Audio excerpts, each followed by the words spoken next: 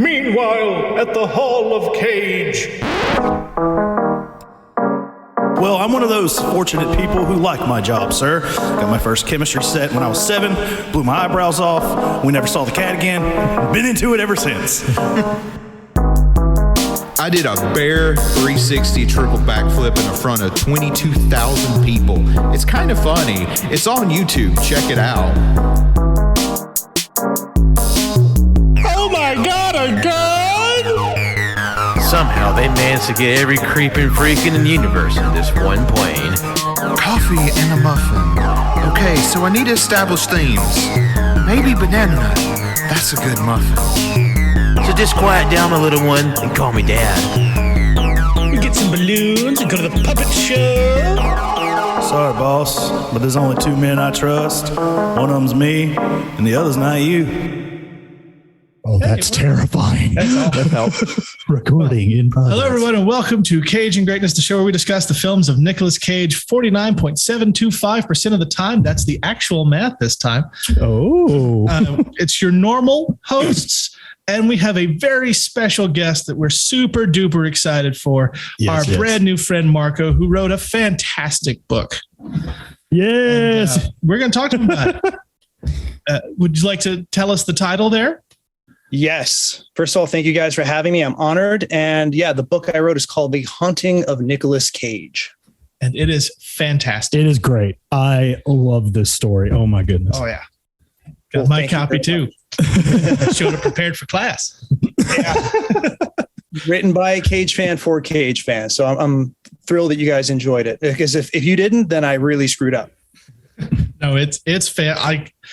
I could see it in my head clear as day as I was reading it. It's very descriptive, and we have some questions that we just want to talk about, that we'd let you talk about as much as you want, but we had some questions too, because we're curious, fellas. And so I guess we just jump right into it. I was about to say, this is my first interview, so I don't know what I'm doing. Fair warning. We're going to do our best. Fair warning, nobody knows what they're doing ever. So it's all good. That's true. That's very true. That's fair. We don't know what we're doing here at all. So the basic story is that Nicolas Cage owned a very haunted house, and a lot of so much of the book is based on real life, based on actual people, things that happened, and it's really great. And we're gonna get into. Is it okay if we get into spoilers for the book on the show? Hey, absolutely. This is your show. You lead the way, and I'll follow. All right. That's a horrible idea, but we're going to go with it. You've given him carte blanche, fatal mistake. We're professional here every so often. Every now and then. I think we're going to rise to the occasion this time. Or we're going to crash and burn. Who knows? We'll see. So my first question is, all the characters in the book just about have real life counterparts or are from real life. Even the snakes, his pet snakes, Moby and Sheba. I know Philomene Laveau, that name came from the original Marie Laveau's daughter. Her name was Philomene. So but my question is Pat the hobo, like excuse you, man. not this Pat the hobo, but the other Pat the hobo. I will say, Marco, I was very honored. You did me a favor with this book, and I hadn't even met you yet. That was my little preemptive shout out. Did he have any basis on a real life person, or was that just where did Pat the character come from? Yeah, weirdly enough, he actually kind of did. It's a random story. It doesn't really have anything to do with Cage at all. But basically, when I moved out to LA like 20 years ago, I was going to Santa Monica College, right? And I would walk every morning from my apartment to the college campus, and en route, I kind of befriended this homeless guy named Patrick. And he was like the first homeless guy I ever met in my life. Because I grew up in like the suburbs of Buffalo, New York. So it was very, sheltered. And so all of a sudden I'm in LA. And so every morning I would be walking to school, and he would just he was like super charismatic and like funny, but, hygienically challenged for sure. And he would, somehow you would always end up, your wallet would be just a little bit lighter after you had a conversation with him. Or if I was, I would be coming with I'd be walking with breakfast, and, I'd give him some food or whatever. Like, he just always managed to kind of get something out of you, but he did it in a very like friendly way. And so I guess, yeah, you always remember your first homeless friend. So I never forgot about Pat all these years later. And I don't know, I just felt like I needed a character to really kind of juxtapose with Nick's stature in life. He's a celebrity and everything, even though he's a little down and out when we meet him. And I just thought that, I don't know, a character like that, it seemed like a great pairing. It worked really well in the book, especially when he came back as the undead ghost. Was your friend Pat also murdered by the ghost of a Tarbosaurus and dumped outside of a haunted mansion? Weirdly enough, he was. I actually have no idea what happened to Pat. But sure, let's say that it might have been dinosaur related. Fair enough. I also want to compliment you on your wardrobe. That's a fantastic shirt. Oh, This whole thing. Oh, yeah. Now say that's a very familiar shirt. oh. Almost like it's I just threw this on. epublic.com/user/caging greatness. Weird how that works. Now, Chip, I thought you told me we weren't going to do our own plugs this We're week. not going to do our own plugs. We're going to plug the hell out of the show and the merchandise. That's money. Right, Pat, you got some questions? We were just going to go around and ask. My question was, what was sort of your starting point into horror? Like, for someone like me who's honestly barely new into like appreciating the horror as like a bigger genre and just like this art form, like I had my own beginnings since it's very recent. I was like, what made you want to start heading this direction and sort of like consuming art and like making it yourself? Great question.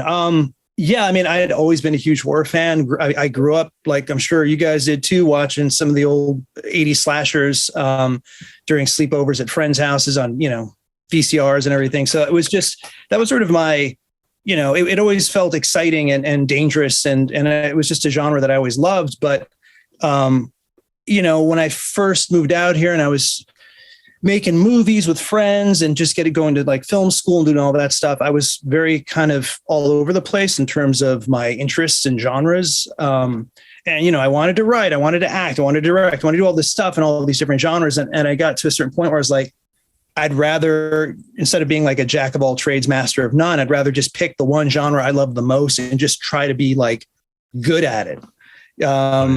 It's kind of like, I don't know if you guys ever saw the first season of True Detective, but Yeah. there's a line that's kind of stuck with me and it kind of, it haunts me in a good way. But there's a line that Russ Cole has at one point, I'm paraphrasing, but it's like, life is barely long enough to get good at one thing. So be careful what you get good at, And so that just always kind of stuck with me. And not that was the turning point, but like, it just, it definitely feeds into that sentiment of just like, I just want to be really good at one thing and just have fun with it. And yeah, so horror was it for me. I mean, great choice. Yeah. Oh yeah, 100%. All right. Like there are scenes in the book that are really, really like just harsh and messed up in addition to being hilarious. But Oh yeah. the one scene of the ghost of the Tarbosaurus skull being propelled as if by a giant ghost dinosaur body smashing around was both hilarious and terrifying. And I loved that bit. Oh yes. Oh, And also the bug squished into the wounds of Nicolas Cage's whip back. That was gross and yucky. Nice and I touch. applaud you for that. It's very Sam Raimi. Oh yeah. Well, that's awesome. I mean, I'm glad you guys dug that. And definitely I'd be lying if I said the Evil Dead movies weren't an influence in terms of like the tone and the energy. I just love that blend of just like terror and gore, but you're also laughing your ass off. And it's just, I just love that. So, and the bugs though, actually, weirdly enough, that is taken from actual history, apparently. Delphine Lalaurie, and I don't know if I'm butchering her name. I think I've heard it. The correct French pronunciation is different from Lalaurie, but we're not in France, so I'm gonna butcher it. But it helps. That's how I heard it pronounced on the ghost shows I watched when I was a kid. So perfect. But yeah, that was apparently. I mean, it's really messed up, but that was apparently one of the methods of torture that she would actually do with her slaves. Is whip them up and, or cut them or whatever. And then she would put honey on their wounds and then put insects on the honey. So they would basically start to eat them alive. I mean, you could make shit like that up, but I'm not that deranged. So that was just, I just took that from history. Oh, wow. Okay, so I huge fan of the cover. I really, really freaking dig this cover. But also, as the one of the resident wrestling nerds in the house, I have to ask: did the cover draw any inspiration from the late great Scott Hall? And if not, how did this cover come to be? Anyhow, I hate to disappoint you. It was not from the late great Scott Hall. Funnily enough, I've worked with Diamond Dallas Page before. And, really? Awesome. Yeah. And we were friends for a bit. He was, I watched the documentary he did on Jake the Snake. Yeah. The Resurrection of Jake the Snake Roberts. That's a good one. Yeah. So good. Yeah, for sure. But no, I did not reference that. I just, honestly, I kind of iterated like a few different like samples of covers of what it could look like. And that was just one idea that I had. And my girlfriend is the one who actually like has Photoshop skills. I do not. So I basically micromanaged her for like a couple of weeks to just like get it just right. And it was such a pain in the ass because when you're getting your books printed from Amazon, there's just little variations in like what it looks like on your computer screen versus like what you get when you're actually holding it, And it took the longest time to get that red right. And I know it sounds really stupid, but like we got orange, we got pink, we have like burgundy, like just to get the red on that cover, big pain in the ass. Oh, I'm a stickler for details myself, so I understand that completely, sir. And someone who works in the printing business, like I know how hard it is to just the right shake. Every printer is a little bit different, and every program is a little different. So, like hitting that sweet spot is often very hard to do. Yeah, I was learning. So, credit to my girlfriend Manny for helping me, pull that off. But in terms of just like the inspiration of the look, I mean, I don't know. I wanted something simple. Like I like simple book covers. I feel like, especially in self-publishing, I don't know. Like, I feel like not all of them, but there's a lot of self-published books that I think that when authors kind of design their own covers, sometimes they're a little too cluttered or busy, or they're trying too hard to like grab your attention. So they cram it with all kinds of graphics. And I feel like kind of a less is more approach is more effective. Just keep it simple. Yeah. It doesn't have to look like an IPA can, Yeah, exactly. And that's Nicolas Cage's tomb on the back cover, isn't it? Correct. Yeah. Oh, wow. I didn't even know that. Holy crap. Yeah, no, he actually does have the tomb in New Orleans. It's like, I even love how like there's nothing on the spine. So even if people were to grab it from a shelf, they have to take it down to figure out what it is. It's literally mystery on a shelf. I love it. Mm-hmm. Thank you. Yeah, I don't know. I think it looks cleaner that way. And quite frankly, the book is kind of thin. So to put anything on the spine, the font would have to be so tiny that I was just like, right. I just like a nice, clean kind of blood red. I thought that was, the way to go. Oh, I mean, don't turn your back on the wolf pack. I love those colors. Something that you mentioned when answering one of Pat's questions kind of triggered a question for me. What made you decide to want to go into prose specifically? Because you mentioned like you had a lot of interest in like various art forms like film and writing and stuff like that. What made you specific, or were there any like books or authors that you found that were just like, oh shit, like this makes me want to do this instead of some of the other things? Another really good question. Yeah, I mean, I'd been writing spec screenplays for years in LA, and with varying degrees of almost success. Like I had agents, I had managers, I was at a couple different big agencies. And I mean, I've taken studio meetings at every major studio and pitches and development deals with producers. And, year after year, I'd have like really close calls with like getting a movie greenlit or made, and nothing would ever happen. And it was just like year after year of just almost, but not quite. And so I was getting a little burnt out from that, just because I want, it's like the whole tree falls in the forest analogy. Like if you write something really awesome, but no one reads it, who cares? Like it doesn't matter. So I just want to connect with an audience, and I just wanted to, have something that is a finished product and something that just people can enjoy, and I can kind of just put it out into the world. That was kind of the overall development of that. I mean, COVID helped because Everybody's sitting at home. I was sitting at home and everything just kind of imploded. Like, right before COVID, I had one of my screenplays got on the Blood List, which if you guys don't know, or your listeners don't know, it's sort of like the top 10 unproduced horror scripts or genre scripts of any given year.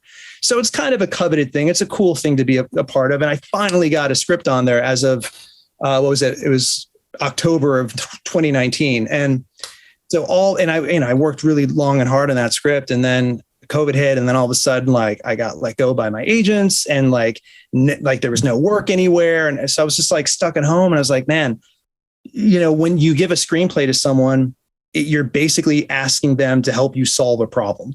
You need notes or feedback, or you're trying to get financing, or you're trying to get talent attracted to it, or directors. Like, there's just so many barriers to entry with a screenplay. Whereas when you give someone a novella or a novel or whatever, it's basically just like, here, enjoy it, Yeah. And also it's just something that I have full creative control over, Completely understand that. You don't need It's finance always because the whole budget is in someone's head. They can just take what you have and extrapolate that to the nth degree. Look, I mean, screenwriting is definitely an art and a craft, and I have a lot of respect for it, especially anyone that can make a career out of it. And I'm not giving up on screenplays. Like, I definitely want to keep writing them, but there's just something so freeing about not having to worry about a budget or locations or any of those logistics.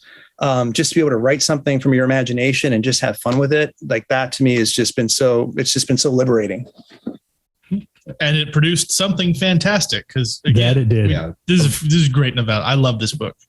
Well, thank you. I mean, originally it was going to be a screenplay, and I had the idea years ago, and I just never got around to it. And I figured, I was busy developing with producers at the time the script that ended up getting on the Blood List. And I just, conventional wisdom was like, don't spend months or years of your life developing a screenplay if it is completely dependent on one actor becoming attached to it. Like, it's so risky, and there's already so many odds against you. Like, so I didn't for the longest time. And then I was like, when COVID happened, I was like, you know what, whatever, let me just have fun with it. And then I found out that Massive Talent was in production. And once I read that log line, I was like, okay, well, this is not going to be a movie ever, but screw it. I'm still just going to write this thing and let people enjoy it. So that was kind of how it happened. See, because it feels like if I had all of the money, I would just give you and anyone else all of the money to write a series of different people moving into this house, different movie stars. Because that I feel like that would be the fun, just to go from Cage to like Tom Arnold or Van Damme, just each one of them dealing with their own different stuff coming to life. Because I would watch the hell out of that. I mean, it's a super fascinating. New Orleans is a super fascinating city. That mansion in particular has such a fascinating history. It's a very dark and tragic history, but it's still like fascinating. And when you put a guy like Nicolas Cage in that environment, I mean, it's like, how could you not want to write that story or read it? For me, I will say that segues really well into the question I had. When getting ready to tell your story, what was your research process like? Did you make any trips down there yourself? Was it all online? So in terms of researching for the location and into Cage's character himself. I'm ashamed to admit that I have not been to New Orleans, and I would love to go. But this was like, COVID time. So traveling was like, not the best. And fortunately the internet exists. I don't know how anyone wrote shit before the internet. Like, you'd have to like go to a library and like, get books out, or you'd have to like go someplace. Outside, fuck that. That sounds terrible. Well, what the first search engine was just like tying a question to a bird and letting it go. Basically, yeah. And I mean, look, if I could have, I would have loved to have moved into the LaLaurie Mansion myself to write this thing and just live in New Orleans for that. I mean, that talk about like a meta experience, like that would have been a dream come true. But, I do extensive research, documentaries, articles, interviews, everything I can dig up on the property, the history of the property, the legends, the rumors, the fact versus fiction, and I kind of just cherry picked from that. I mean, I tried to incorporate as many of the details as possible about the mansion in the story based on some aspect of its actual history, including that the little ghost girl. Apparently she was a real person who suffered that same fate. So that's one of my favorite parts, is doing the research, because I just love to, especially when you're dealing with, again, an environment and a location that's just so rich and has so much history. It's like, you don't need to make shit up. You can just really just pull from real life, and it's just as entertaining, I think. Absolutely. Were there any particular Cage films that you pulled from for your characterization? Because there are so many parts, especially when he keeps correcting people about the skull, that it just sounds exactly like what I would expect him to be like in real life. I wasn't trying to bend over backwards to like put a bunch of Easter eggs in the story, like referencing his movies too much. I mean, we name drop a couple of his movies. And there was kind of a reason for that. There's a little bit of like a thematic symmetry with the titles that I chose for that. But like I even like rereading it, like subconsciously, yeah, there are references to either Nick Cage's filmography or just the Coppolas. They're kind of like sprinkled throughout. Yeah. And they're really more subtle than even I intended, but they're there. And it's kind of a fun game to sort of count how many there are. I haven't actually taken the time to count them all, but there are definitely references that are throughout. I know one of my favorites is among those, like, of course, the iconic Superman jacket. And when he's at the hotel bar sheltering from the storm, he asks for a wine, and the bartender brings out the Coppola family vineyard. It's like, I asked for real wine, not horse piss. And the infamously untasty, we'll say, Coppola wine. Because I've heard horror stories about that wine. Haven't tried it myself, but. Oh, wow. I thought that was a bit. I didn't know that was real. Mm-hmm. Oh, shit. I mean, no, I mean, yeah, it's a real wine. I don't know. That to me was just like a fun way of playing up. Like, I don't know what you guys in your research and kind of love of Cage and the whole Coppola family or whatever, but like, I don't know, like in interviews, whenever he's mentioned his uncle, he's been very candid about sort of, they didn't really maybe always get along or see eye to eye creatively. Like, he wanted to work with his uncle more and his uncle kind of didn't, and so I feel like there was always maybe a little bit of a chip on his shoulder and like living in the shadow of Francis Ford Coppola and like trying to reinvent himself. I mean, he changed his last name, so I respect that about him. And I thought it was just a funny little bit to like, yeah, waiter brings over a bottle of Coppola and he's just like, no, I want like really good wine, give me the $500 bottle, All right. So we're all here, for our love of Cage. So I wanted to ask, what were some Cage performances that made you a fan with a capital F? Wow. I mean, like the first time I ever remember him was in Peggy Sue Got Married. Right. Mm-hmm. And I don't know if you guys saw that, but like that was like a super bizarre performance where he did affected this whole voice and caricature. And it was really bizarre. But I remember that being on cable, like growing up. And I just remember like, who is this guy? Like, it was such a weird, he seemed like out of like a cartoon or something. And, I mean, he's kind of omnipotent. I mean, if you just grow up in America from the 80s onwards, like, I mean, the guy's been working nonstop and he's worked in every single genre there is. So eventually you're just going to, through sheer osmosis, you're going to absorb Cage. Like, right. So, I mean, it was, in the 80s, I remember Raising Arizona, and like some of the comedies that he was doing then, and then he kind of segued into, obviously the action films of the 90s. I mean, that's probably like when I really started, I was of age to go to the movies with my friends. And those were the movies he was making at the time. That was like the kind of the golden age of 90s action movies. And they were all starring Nicolas Cage. So that sealed the deal for me. And then, I'm a huge fan of, I think maybe my favorite era of Cage has been the last 10 years before his resurgence. Like all those kind of forgettable throwaway movies that he's been doing, that, you know, that are just super random and weird. Like, I love them because I think that's when you can just tell he kind of knows what he's up, like what kind of movie he's in, and he doesn't care. And he's just going to do whatever the hell he wants. I think he's done some of his most interesting work in the smaller movies that no one's seen. Mm-hmm. That's fair. I would have to agree with that. Oh yeah. It's just, it seemed like he was just being Nick Cage for several years after, you know, the Vampire's Kiss and Raising Arizona era. And then he thought, well, no one's watching. I'll just do whatever the hell I want. And it's fantastic. Yeah.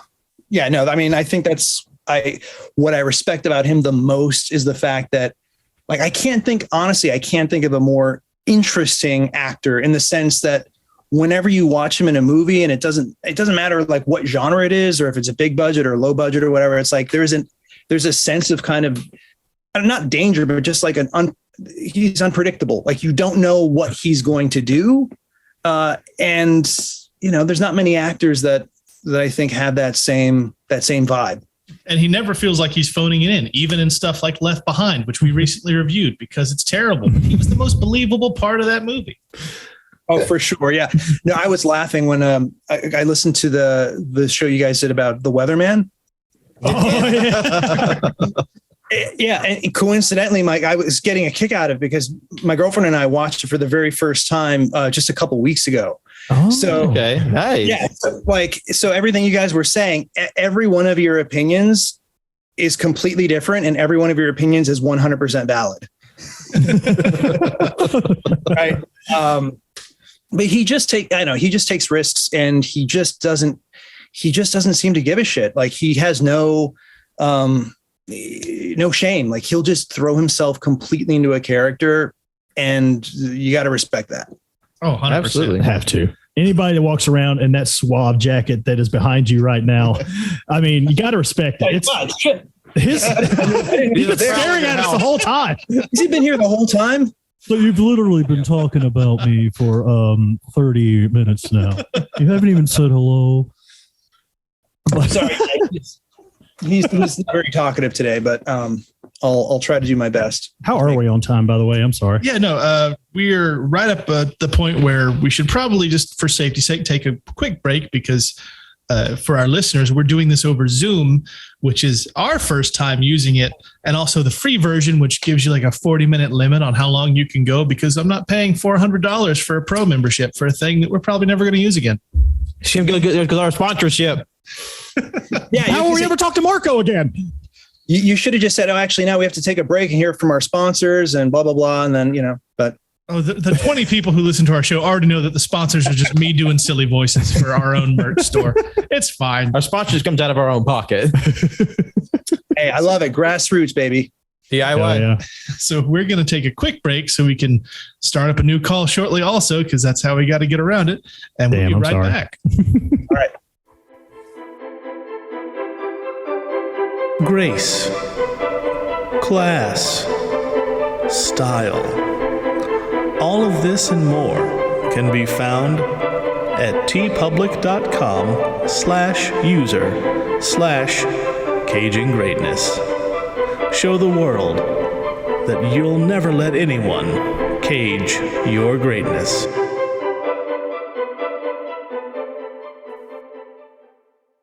Lady, stop scaring me. Recording in progress. I know that's a weird recording. Anyway, we're back. Hello. After what was probably just the same stupid bullshit we always put in between the breaks of our show. I miss Rob's reviews.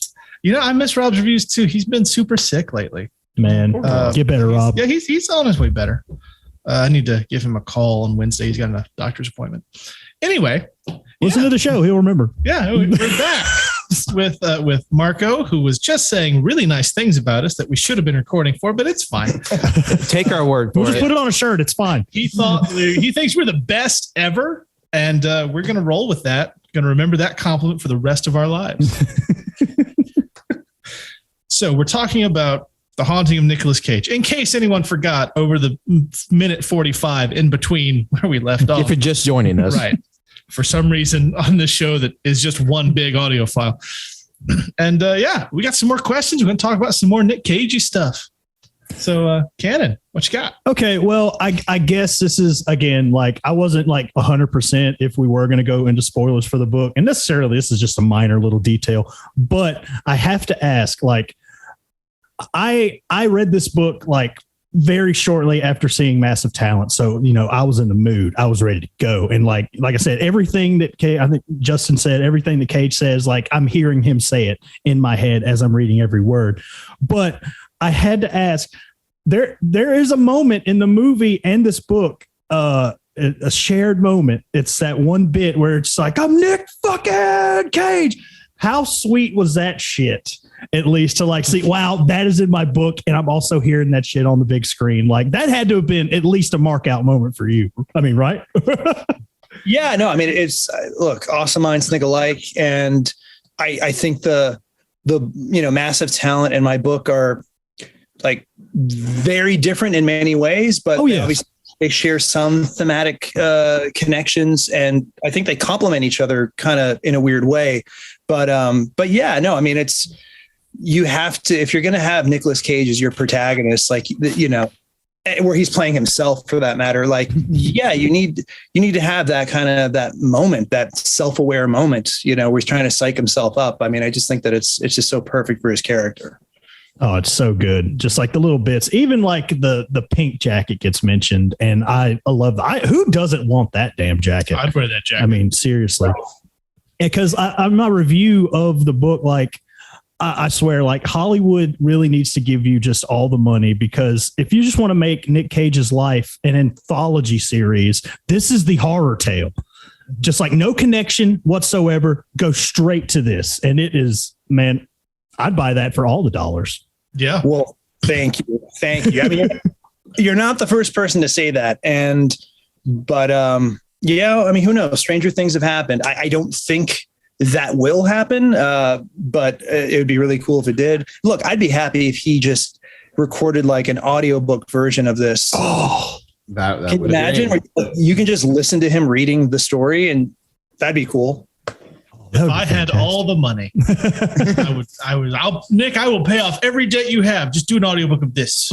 He's, as far as I know, he's in the clear. I think he got past all that. And I'm guessing that because of his kind of resurgence, that he's probably going to be like super picky about what he does. That's kind of what he's indicated in interviews. So it'd be really interesting to see, like, entering this new chapter in his career based on like the last 10 years, like, okay, well, what kind of choices is he going to make now that he actually has the luxury of just like cherry picking what he wants to do? Like, I'm really interested, because now if he does something, it's not to like get square with the IRS. It's because it's going to be something that creatively inspires and excites him. So like, it's just great, because like any decade, any like few years, like, he has a completely different career.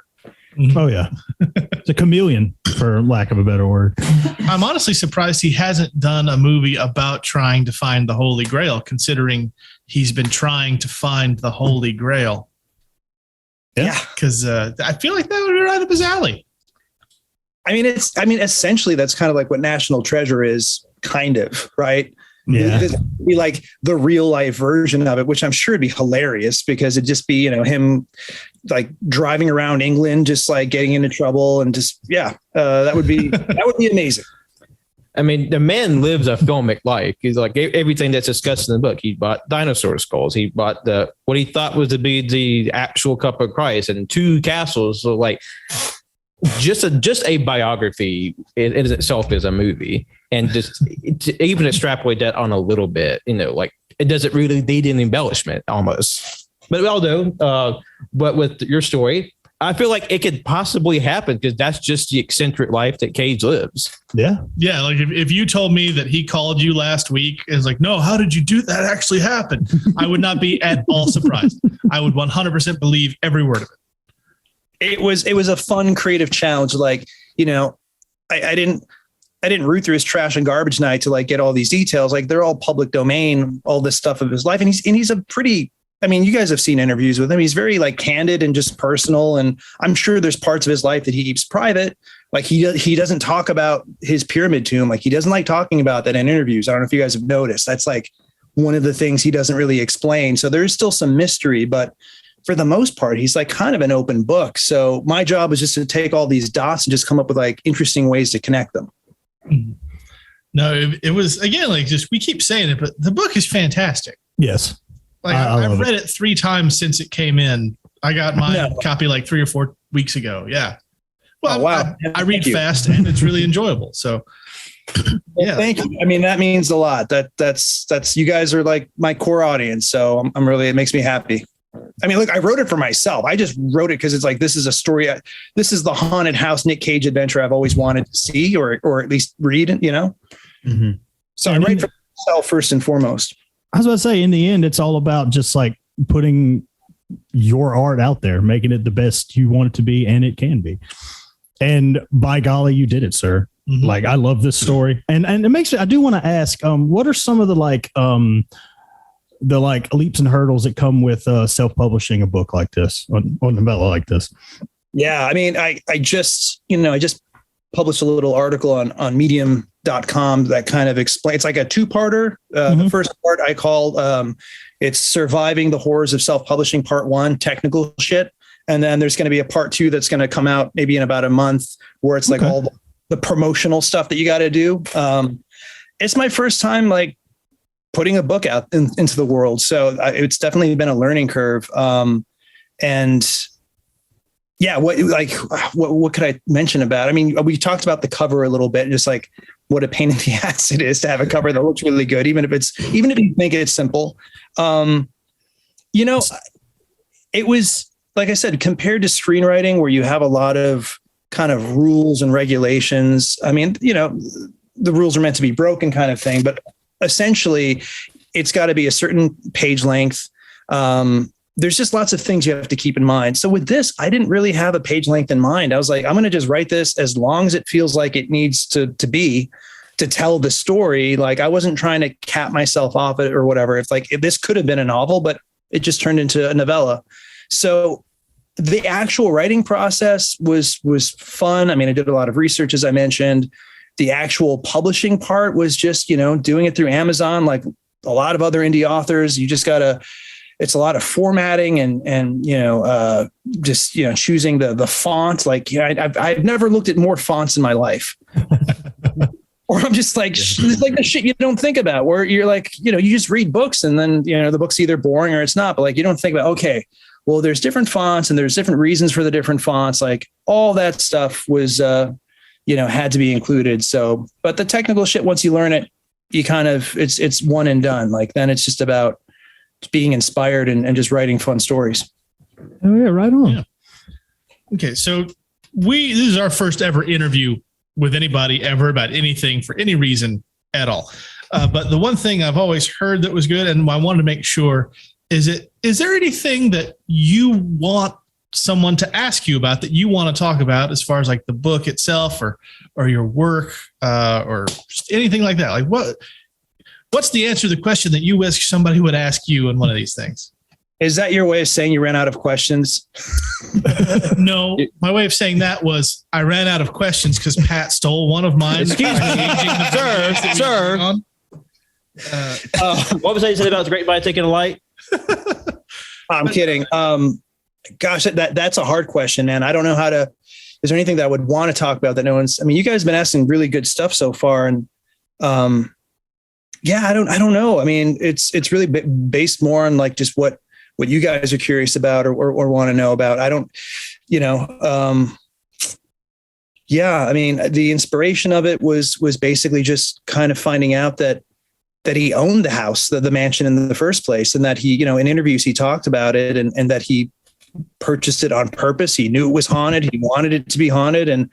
And that's kind of where the whole idea came from. It just seemed like, you know, it's like The Evil Dead meets The Shining, but with Nicolas Cage as your lead, essentially, you know. Man, I'm glad you said that, because I was getting Evil Dead vibes, like especially with the dinosaur skull. When that started moving about, I was like, oh, come on, man, this is good shit. I love it. Yeah, I just wanted to make all these things that he purchased, kind of all the trappings of his success and his luxury, literally coming back to bite him in the ass. Yeah, you know. And I just thought that'd be a really fun thing to do. And weirdly enough, I knew that he had albino king cobras as pets. I did not, at the time of when I wrote this, I didn't know that he actually had a 2-headed snake. Wow. Oh, really? Yeah, that was like a weird. There was 2 weird things that happened when I wrote this. That it was like after the fact, I realized, holy shit, like that was pretty accurate. One was the 2-headed snake thing, and then the other was when he's towards the beginning of the story when he's walking to the karaoke bar with Pat, and they're doing the whole Saturday Night Fever, Staying Alive walk. Yeah. Right. That again, I was just playing with the fact that this, homeless guy keeps mistaking him for John Travolta, and that he doesn't bother to correct him anymore because he's just like whatever, and he's so game. Like he just likes to be a people pleaser. He just likes making people happy. So he's like, sure. But then there was an interview that I saw after I was finished writing the story where he was talking about.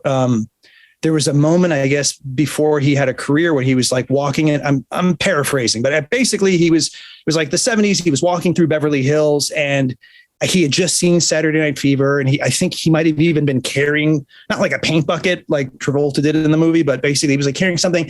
And he was like listening to that song or thinking about the song. And he was like obsessed with that movie and that character. And then apparently, and you guys have probably heard him tell this story, but a car pulls up at the intersection and at a red light, and it's John Travolta. And he has this moment where like they lock eyes, and it was like this weird existential moment or whatever. And then of course, years later, they're in Face Off. But so I didn't know how much that really meant to him. And that was just one of those things I just kind of put in there. And then I realized, oh yeah, that actually is like resonates with his youth, Well, as the host of the spinoff within the spinoff, Travolting Development, I loved that John Travolta bit in the book. It was good. It was really good. I guess. Oh, I'm sorry. No, I just my favorite part of that is like he just goes with it. He just rolls with it. He's like, well, it makes sense, I guess. Yeah. to Cage in the book. But I guess I am like recently having somewhat of a horror resurgence. I too like grew up with like the classic slashers, Jason, the Halloween, Friday the 13th, Nightmare on Elm Street, etc. And I've also been trying to scope out really good horror books. So like, I guess I want to ask, like, what were some of your like I guess like literary inspirations, maybe more so in horror, I suppose? I am tragically underread. And the reason for that is same. I don't even know how to read according to the show. That is But he's done very well. We're very proud of him. I'm working on it. The third time I read this book, I was actually reading it out loud to Cannon. Well, now you're a good friend.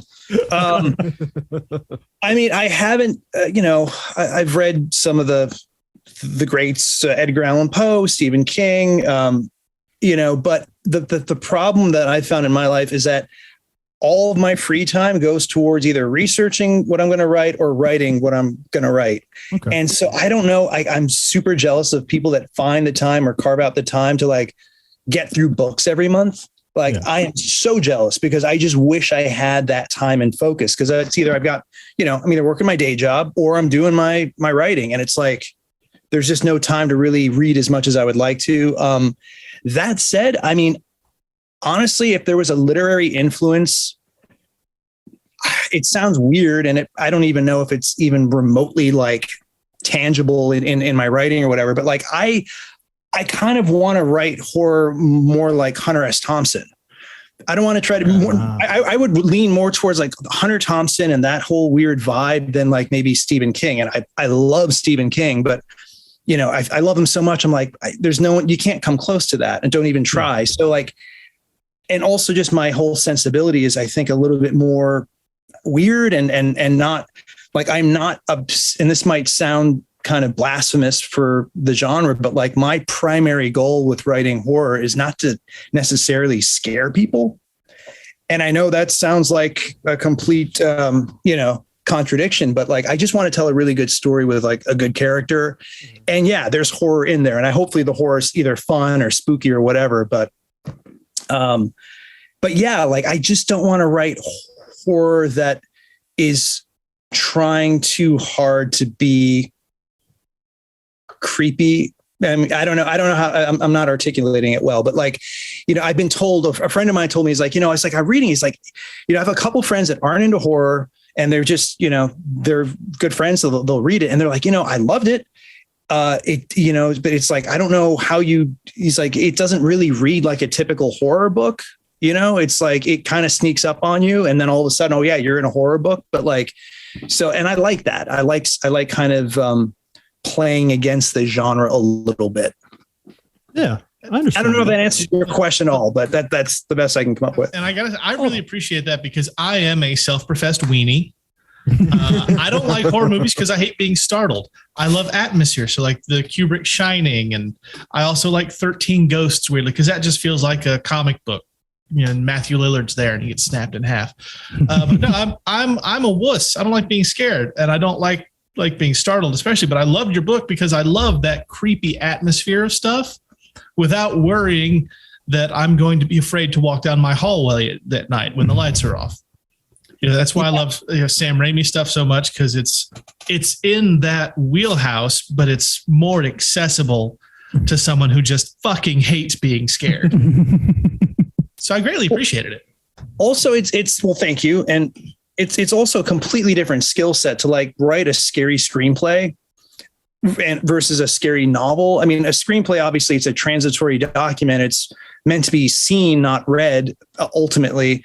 So when you write a horror script, inevitably you're going to end up putting in a couple jump scares here and there. And I try, that's a whole controversial like topic for horror people, where it's like some are very pro jump scares, some hate them. And I think I'm more in the middle, where it's like, I think a well-timed or well-implemented jump scare is priceless, but don't rely solely on jump scares. Like you should still tell a story. Absolutely. Yeah. I mean, it is a tool, so you don't want to like overuse it or use it in the incorrect context. 100%. Yeah. But it's like, there's no such thing as a jump scare in a novel in prose. It's like, I can't just write boo and you're going to like jump out of your chair. So it is more atmospheric. It is about more maybe the dread and the emotion and maybe some of the visuals or whatever. It's tough, man. I don't know, I'm kind of learning as I go. I'm just making this up as I go along. So, as long as it's entertaining, that's the number one thing. Well, I will say you didn't write boo in there, because that might have scared me. Like I said, I'm a weenie. Just turn the page and boo. Like, Jimmy did go a little pale when you said that a moment ago. And that's not just a light either. I should just have one page of the novel that's a pop-up book. Right. Oh, that would be rad. just to fuck with people, where it's like you're just reading a novel, and all of a sudden something jumps out at you. That would be fun. It's like you definitely nailed the atmosphere, because like I do a lot of my reading down here because this is probably the best light you can get right at this table. However, we also call it the creepy murder basement for a reason. Abaddon? Make sure Abaddon's still here. There you are. But anyway, I was legit like getting a little spooked at times while reading the book, and I was just like, man, I'm gonna like finish this upstairs in the bad lighting where it's safe. Oh yeah, like after he leaves the hotel in the middle of the rainstorm and he's standing outside the house, like, well, I guess I'm gonna go back in. I'm just like, don't do it. That's a bad idea. Yeah, I mean, look, I grew up in Buffalo. We had basements. I mean, people don't really have basements in Southern California as much. Like my girlfriend didn't grow up with a basement, so yeah, it's like, look, you could read like Dr. Seuss in a basement and it would be creepy. You know what I mean? Like basements are just kind of creepy in general. So, but that's a great place to read a horror book for sure. Oh, yes. Yeah, because in the Midwest and the South, it's the wind that's trying to kill you. So you need the basement. But in like California, it's the earth and the fire. And then Captain Planet shows up and it just gets weird from there. It's like basement's a relatively new monster for me too. This is the first house I've lived in with one. Yeah. My grandparents had one and I still see that shit in my nightmares. It was unfinished. It was spooky as hell. My cousin stuffed me in a dryer down there once. It was horrible. Oh, to this day, you don't dry your clothes. I hang them to dry. I'm not getting near one of those death traps. Hey, you joke. Mine are literally hanging right there to dry. I mean, there's been many times I come downstairs and I see like a human shape and it's just our tower of shirts. I mean, our basement is very conducive for like spooky consumption. Yeah, there's a reason we're all along this one wall with the pops. This looks good. Over there, it's a little more cluttered and a little more murdery. They can't take it behind us when we're backs to the wall. Right. Just that plug will try to kill me if I touch it. Just a bunch of Funko Pops staring at us angrily. Just Yeah, I was going to say, just wait till all those Funko Pops become possessed by some demonic spirit, and then you have 1,000 little demons that are trying to eat you.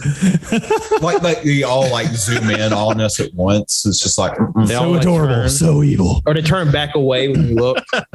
I guess this question is, I guess, more for me because I think I'm the only fan in the room. So I have to know, how was it meeting John Dunsworth and Pat Roach from Trailer Park Boys? Wow. Yeah. Awesome. I was fortunate enough to actually be able to call John Dunsworth a friend for a bit. Really? Yeah. Oh, man. It's a long story short, but basically I was just a fan. And in the years, like when the show wasn't on anymore, before like Netflix, I just struck up an email correspondence with him, and he was just so cool. I mean, and every, like, there's tons of stories of fans like reaching out, and he would like talk to them and get to know them or whatever. But he found out that I was an aspiring writer, or, I mean, I was writing at the time, but, and he was actually developing his own novel that he wanted help with. And so it ended up where he and I were collaborating on this novel. I was like helping him trying to finish up this document that he had before he passed. And just, it really sucks that we never got around to finishing it. But it actually was like it was like a private detective kind of story that took place in Nova Scotia, but there were supernatural elements to it. I mean, like totally not anything like the Trailer Park Boys, even though there were fun little Easter eggs and references to the series in his book. But oh man.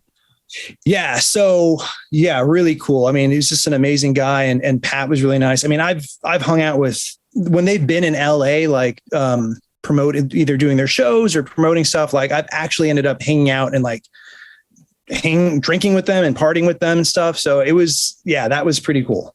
Like, I need any more of a reason to be jealous of you, sir. Goodness gracious.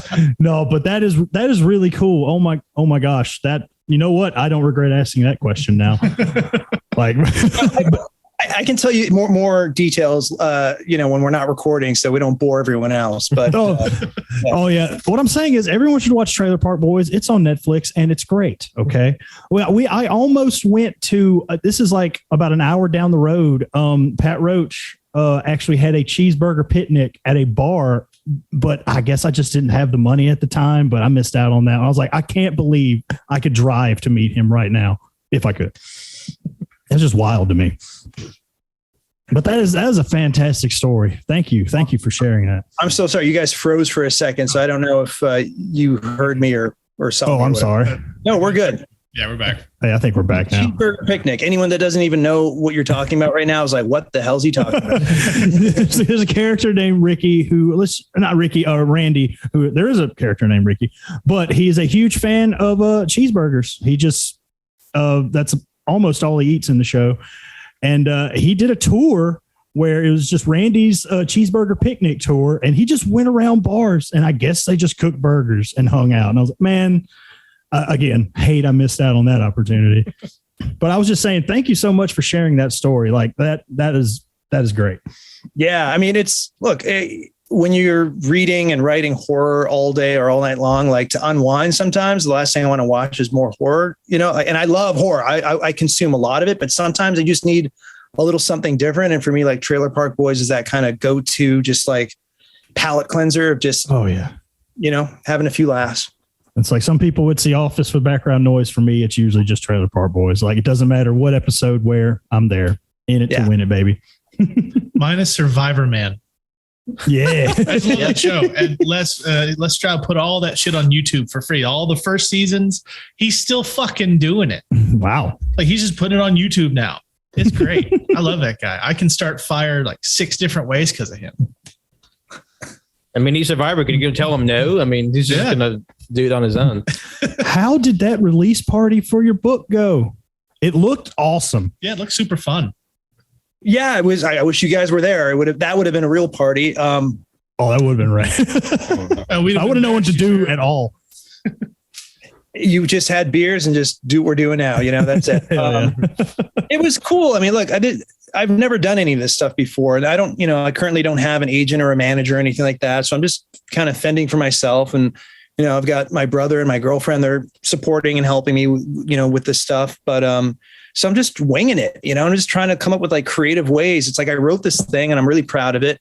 And I know there's an audience for it, but it's like trying to somehow rise above all the noise of the internet and everyone else who's promoting all of their content. It's like really hard to get people to know the book exists, and B, like actually commit to like reading it. So just trying to have fun doing different things. So like, the little release party was just an opportunity to just invite some old friends, some new friends. And it was a decent turnout. And, Nick was there. Fortunately, he was able to squeeze it into his schedule.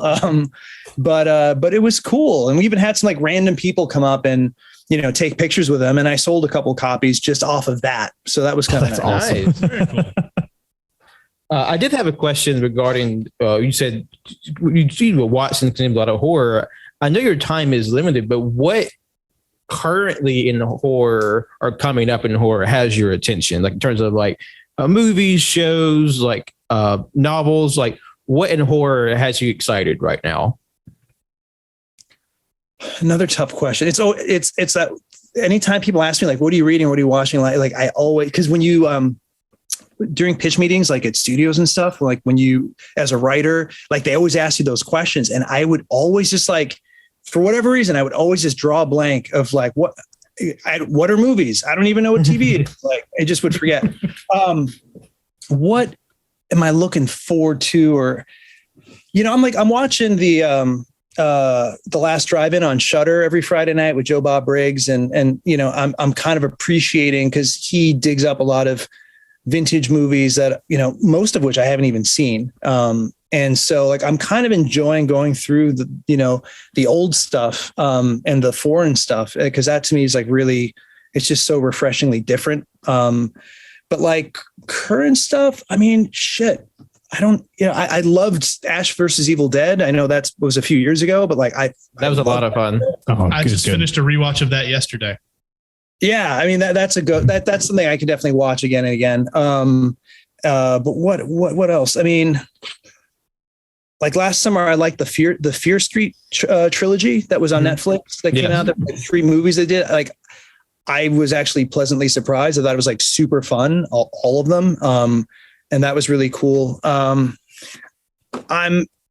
don't know. That's I'm rambling, but there hasn't been like one particular thing that's jumped out at me lately that's been like super exciting. Like I'm kind of over all the remakes and reboots of every main slasher.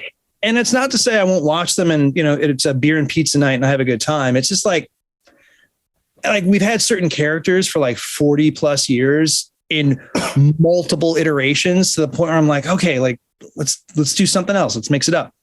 Oh, Malignant. I like Malignant. Thank you. Yeah, we hooted and hollered over Malignant. Let me tell you. I love that movie so much.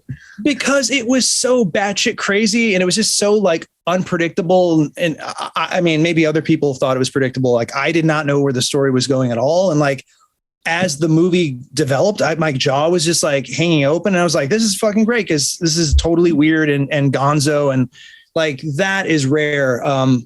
Even though like, I don't think it's a perfect movie by any means, but it was entertaining because it was different. And there's just, we've fallen into a rut. And I think maybe we're getting out of it now. I don't know. But like, there was just a particular kind of like supernatural haunted house movie that was sort of very cookie cutter and they were all starting to look the same and sound the same. And just, an excuse for jump scares. And there's really no story or character development. It's like, I kind of got burnt out on that. So, I mean, there's some really good ones among them that are really well made and shit, but like, I just, at a certain point, I get a little bored with that. So I don't know if you guys can recommend anything, like by all means, I would, I know, at least for me personally, horror movie I saw this year, and I thought it was fun, and I'm looking forward to its continuation. X that came out earlier in the year. I have to see that. I've heard really good things about it, and the premise alone already sounds like it's pretty unique. And I definitely recommend that on at least in terms of the written word. recently finished My Heart is a Chainsaw by Stephen Graham Jones. Loved it. Like literally just like a big love letter to slashers. And like, I love slashers myself because they're just like the most comic booky, most action figure versions of horror. And like, I love that shtick. And Stephen Jones is a phenomenal writer. So anything he writes is, you're well served. I've seen that book on social media, people like raving about it. And like, let me tell you, as a writer, I am so fucking jealous about that title because that is just that is a badass title. Like, I love that title. I feel like every time you open it up, like Break Stuff by Limp Bizkit should start playing. But I know this movie's a few years old now, but this contributed to me like rekindling my love for horror movies because the marketing department was genius with this movie. It was definitely not what the trailers made it out or to seem like. Hereditary. That movie got me pretty good. Like, I thought that movie was really spooky. And an ending that I was like, what? And again, Agreed. it's, I know like A24 is killing it in like a lot of movies. Again, I do want to check out X. Have you seen that? Pardon? You've seen X, right? You just recommended it, correct? X. Oh, yes. No, okay. Sorry. Yeah. You have to do the hand sign. But and I don't know. I had to contribute to the Indiegogo, but I am looking forward to the sequel to Never Hike Alone. It is a Friday the 13th fan film. Yep. It's excellent. Those guys are crushing it, and they're, that's just so cool that they can just, make their own Friday the 13th movies essentially. That's nuts, right? Oh man. Yeah. All right. We got the warning. It's about time to go for another meeting because we're working around Zoom's ridiculous price point. So we're going to take one more quick break and we'll be back with more Marco. You got it. Well, hey there, folks. Do you like mugs, t-shirts, phone cases, stickers, wall art, pillows, all sorts of fun things with fun logos? Well, if you do, head on down to tpublic.com/user/caging-greatness for all sorts of great merchandise and support your local creators. That's us. Hooray! All right, we are back after yet another ridiculous, superfluous break caused by Microsoft's inherent desire for money. And during that break, Marco, you said you remembered some other movies and stuff that you've been enjoying recently. Yeah, just like Mike Flanagan, Midnight Mass. Yeah. Yes. That was a lot of fun. And Dr. Sleep. Like, I know Dr. Sleep was a few years ago, but Midnight Mass more recently, like just in terms of like new horror content, he's definitely one of my favorite filmmakers that's working right now. And I have cautious optimism for the new Evil Dead. Same. Yeah. I want it to be good. I want it to be good. Unfortunately, I'm one of those kind of annoying purists who sort of feels like without Bruce Campbell, it's not really Evil Dead, but I want to be more open-minded and hopefully it kicks ass because that would be great. So, but Mike Flanagan's done some really cool stuff lately, and I'm looking forward to whatever he comes out with next. Have you had a chance to check out? I believe he did Hush. It's on Netflix, I believe. Yeah, I love that movie. It's so creepy. Yeah. Yeah, it's a real simple movie, and it's just two actors and one creepy premise, and it's really well done. One of my favorite horror movies, because I do have them, is Ernest Scared Stupid. It spooked me real bad when I was a kid, but now it's one of my favorites. I can watch it with only closing my eyes a few times. It plays month long at the shop around Halloween time. I mean, that's not inaccurate. It's on a rotation. The movie's hilarious. I love that movie. I mean, you joke, but there are a couple of bits when I was a kid that movie freaked me out too. Look, there's one bit where he's got his hand on a dumpster and it slams, and he's got the perfect comedic timing of looking at it, back to the camera, looks at it again, back to the camera, and then he screams. And I laugh like an idiot every single time I see that scene, and I have done since 20 years now. So, Jim Varney, man, he was a genius. Mm-hmm. So, we had a couple more questions, a little less serious. My question is, since you're the first already friend guest we've had on the show, the first person we don't know, right? for next year around February, will you be our Valentine? Gentlemen, I thought you'd never ask. I'd be honored. Fantastic. See, that was a question he was waiting for someone to ask him. That's right. Yeah, man. It's never too early to have your Valentine's Day plans locked down. So Preparation's important, and I believe in being prepared. So, Cannon, do you have something? Yes. Can we be characters in the sequel story? Oh, Lord. it's happening as we speak. This is it's going to be a meta within a meta thing where it's the writer of The Haunting of Nicolas Cage is doing these podcasts, and then Nick somehow gets involved. I mean, yeah, Perfect. Oh man, pulling a Real House of Leaves sort of thing going on. Stories within stories. Like, when you become super rich and famous and all of your movies are getting produced, and there's a scene in there with a group of idiots doing a podcast who get brutally murdered by something, we're going to just point it like, we know who that is. That's us. Just a living version of the Leonardo DiCaprio movie. He's like, we did it. Man, look, if and when I get to that point, I would fly you guys out so you could actually be the guys who get killed on set. Why hire some actors? Man, who doesn't want to die in a horror movie? I'd love to get murked off in a horror movie. All the money, I would give you half of it just to do whatever you wanted to do. You know, like how Hitchcock always did his little cameos or whatever. Like if I ever had a horror film career of just scripts that I write that get made, like all I want is I just want to die in every single one. Just like, I don't need to have dialogue. I just want to be like one of the victims or whatever. Like that would be my cameo signature. You mean you don't want to go full Shyamalan and be the writer that changes the world? No, not really. That sounds like a lot of hard work, you know?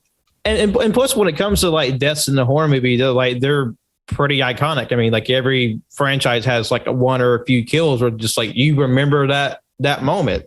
I mean, started Johnny Depp's career being turned into a giant river of blood coming up from a bed. Yeah. Or like you mentioned earlier, Fear Street. One of the most iconic kills from the first one is the bread slicer kill. I mean, why would you want to be that person? Man, I still need to watch those. I don't know why I haven't yet. Oh, they're really fun. But as a horror writer, that's one of the hardest occupational hazards in terms of like being original is how do you kill people in a way that hasn't, like, no pun intended, been done to death? It's like really, really fucking hard. So, I mean, it's a fun challenge, but like it's really tough. Like, so that bread slicer was like cool. I mean, yeah, we've seen people slice before, but that was, it earned the Chainsaw Award, the Fangoria Chainsaw Award. That was on Shudder a few weeks ago. Yeah. So I keep forgetting these are hard R.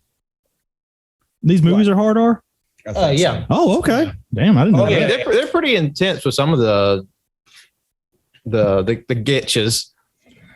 One question I had, just from our own experience, like being in this like little microcosm of of Nicolas Cage, and like meeting all of our contemporaries and like talking to different ones online, like what's been some of your like favorite experiences from like the Cage community, and then how receptive have they been so far to your story? I mean, look, not a lot of people have read the book so far, but the people that have seem to love it. Either they tell me directly or through like an Amazon review or whatever. It was really cool. Like I've been friends with Geo Parsons for a while, who created Willy's Wonderland. And he was one of the first readers of this book, like when it was just a Google Doc, and he loved it. And he volunteered to like do a blurb for it and everything. And so that was really cool. And then I did an Instagram live with him, just as a fun little promotional interview thing where we could talk about his comics, because they're doing Willy's Wonderland comics now that are really kick ass.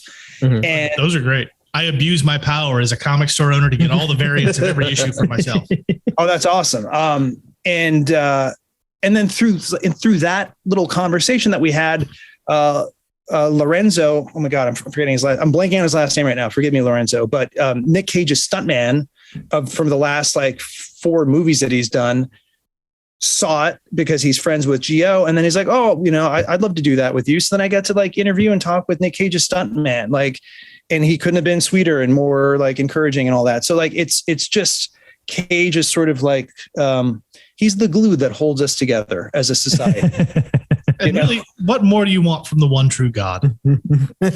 Yeah. So no, it's cool. And it's also, I think, to be a fan these days, like, as I mentioned, I grew up in Buffalo. I'm a lifelong Bills Mafia member.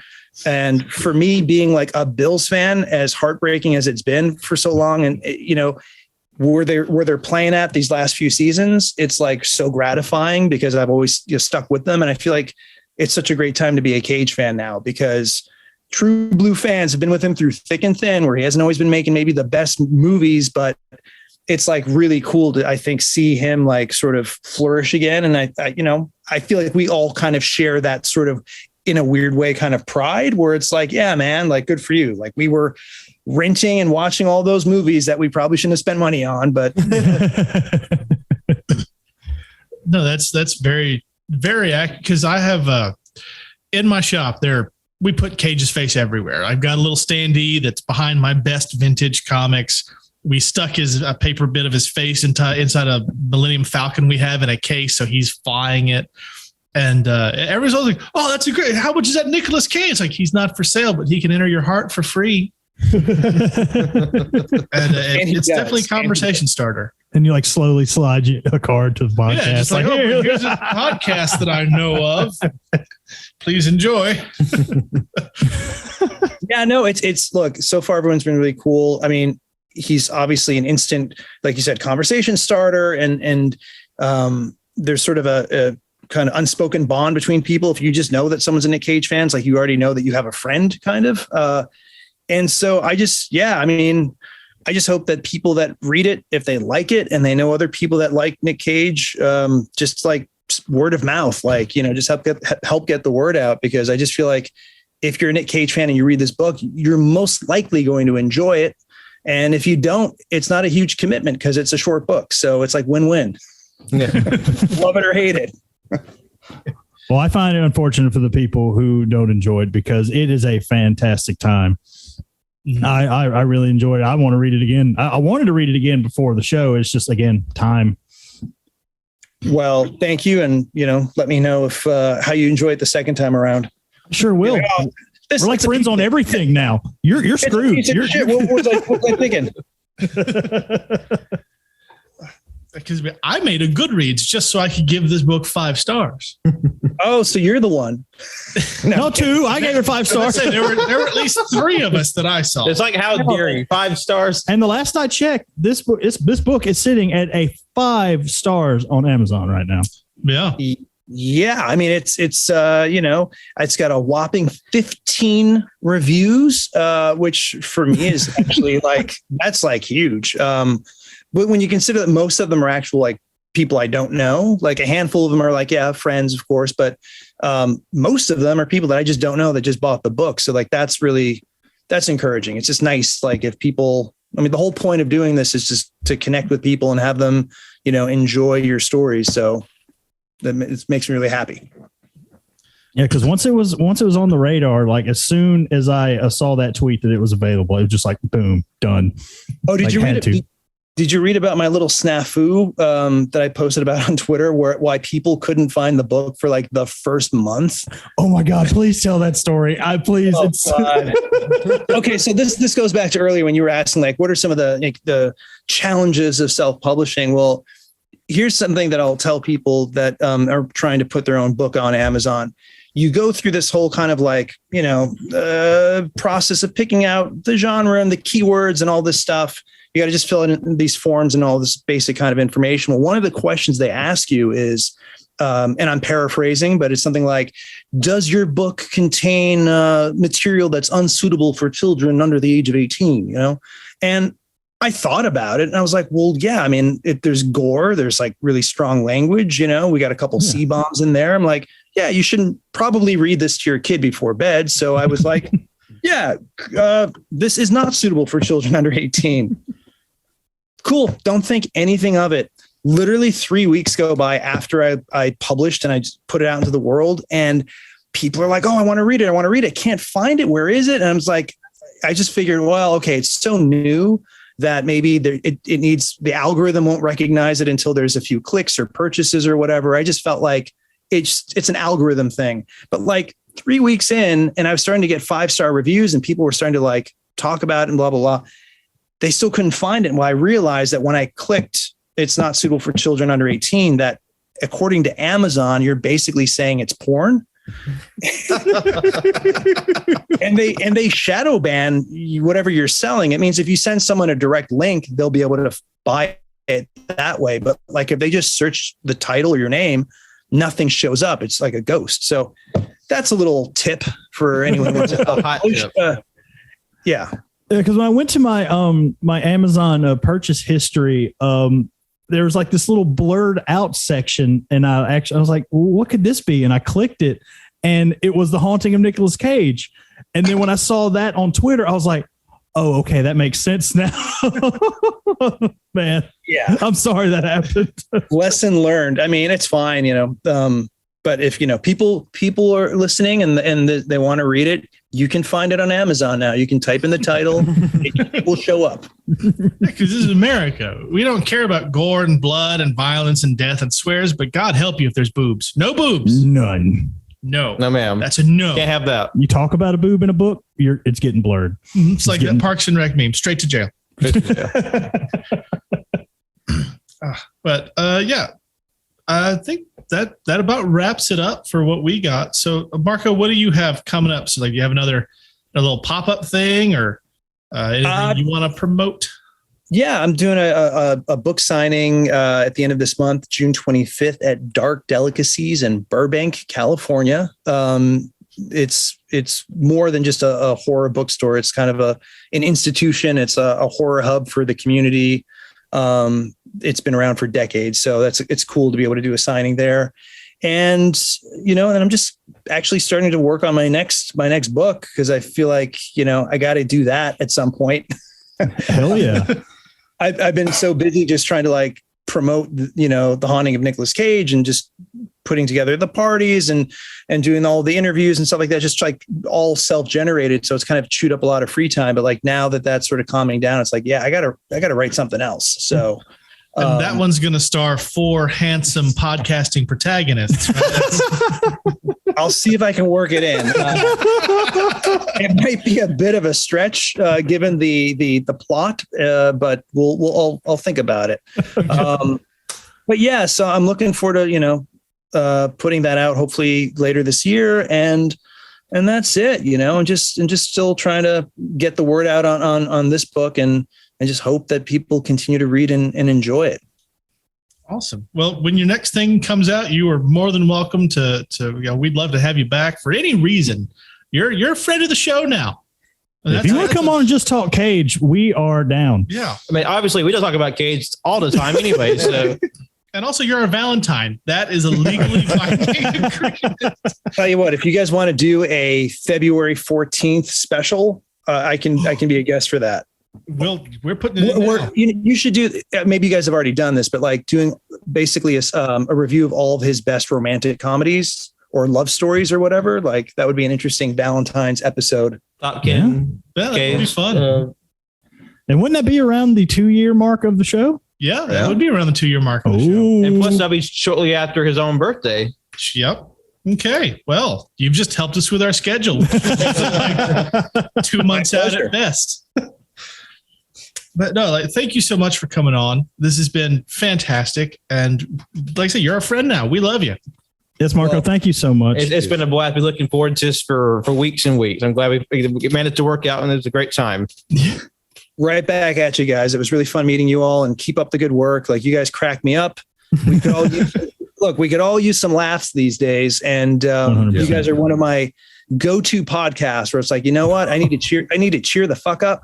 I'm going to listen to you guys. So wow. Thank you. It's high praise. It's a big vote of confidence. Thank you so much. And your socials, like your social media stuff, we'll put links to it everywhere we post this, just for the listeners who might not want to go to those links because they're lazy. What's your Twitter, your Instagram, that sort of thing? Yeah. Well, you guys first for a sec. Okay. Yeah. My Twitter's just my name, Marco Mannone at Twitter and twitter.com, twitter.com. And then my Instagram handle is Marco_macabre. Because I just thought that sounded spooky and it's a great name. That's a fantastic name. It sounds like you should be hosting a horror show on Shudder. Oh my God. Shivering right now. It's like tag teaming with Elvira. That would be fun. But yeah, so those are my socials. Anyone that ever wants to reach out or whatever, just hit me up. Awesome. Thank you again for being on. This has been great. Yes. And everyone listening, go buy the book. Book's on Amazon, right? We'll put links to that. And it's not porn. So it is 100% not porn. We promise. I checked. And thank you guys. Thank you. We'll see everybody next week. Take care. How absurd. Why couldn't you put the bunny back in the box? How absurd. I'm gonna steal the Declaration of Independence.